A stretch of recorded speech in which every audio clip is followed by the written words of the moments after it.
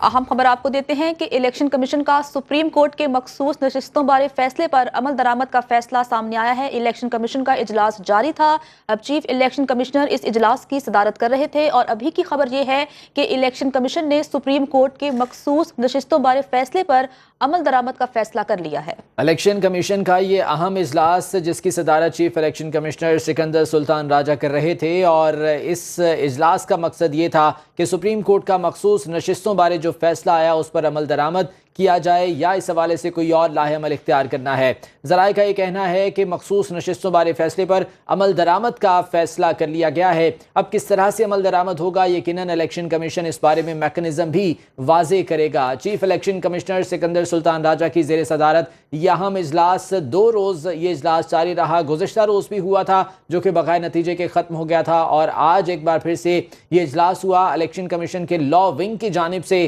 मुख्तलिफ जो ऑप्शंस थे वो इजलास के शुरका के सामने रखे गए और तमाम तर फैसले के हवाले से ब्रीफिंग भी दी गई, जिसके बाद अब इत्तलात ये हैं कि फैसला किया गया है इलेक्शन कमीशन की जानिब से कि सुप्रीम कोर्ट की मखसूस नशिस्तों बारे जो फैसला आया था उस पर अमल दरामद किया जाएगा। अब किस तरह से अमल दरामद किया जाता है, यकीनन जो मैकेनिज्म है वो भी इलेक्शन कमीशन इस हवाले से जल्द वाजे करेगा। वाज़ेह रहे कि सुप्रीम कोर्ट की जानिब से मखसूस नशिस्तों के हवाले से जो फैसला आया था उसमें ये इलेक्शन कमीशन को हिदायत जारी की गई थी कि PTI चूँकि एक सियासी जमात है, लिहाजा उसे मखसूस नशिस्तें अलॉट की जाएँ, और इस हवाले से मुख्तलिफ तहफ़्फ़ुज़ात भी सामने आ रहे थे। ताहम इलेक्शन कमीशन की जानिब से 2 रोज़ के इजलास के बाद अब ये फैसला किया गया है कि सुप्रीम कोर्ट के इस मखसूस नशिस्तों के हवाले से फैसले पर अमल दरामद किया जाएगा और ये मखसूस नशिस्तें PTI को अलॉट की जाएंगी। इसी बारे में मजीद बात कर लेते हैं अपने नुमाइंदे उस्मान जब्बार से। उस्मान, कहिएगा कि इलेक्शन कमीशन ने यह फैसला किया है कि सुप्रीम कोर्ट के फैसले पर मिनुअन अमल दरामद होगा। मजीद क्या डिटेल्स हैं आपके पास?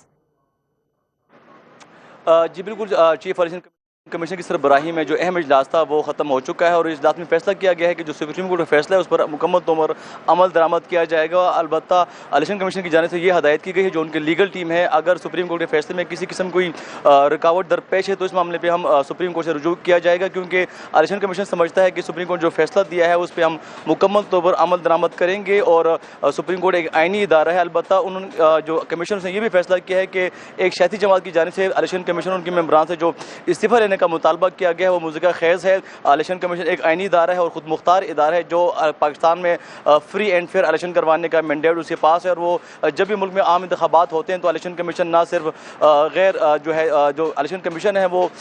फ्री एंड फेयर इलेक्शन करवाने के लिए